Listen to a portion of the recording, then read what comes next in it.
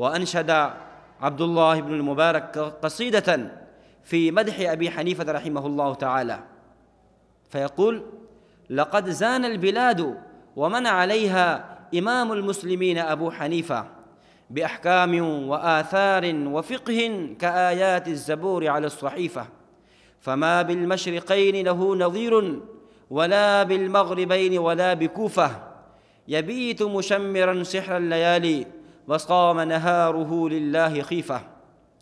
لقد رأيت العائبين له سفاها خلاف الحق مع حجج ضعيفة، وكيف يحل أن يؤذى فقيه له في الأرض آثار شريفة، وقد يعف عن المحارم والملاهي ومرضاة الإله له وظيفة.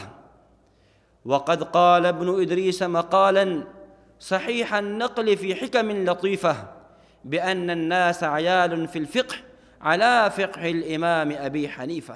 لا إله إلا الله، لا إله إلا الله، لا إله إلا الله، ما لنا رب سواه. لا إله إلا الله، لا إله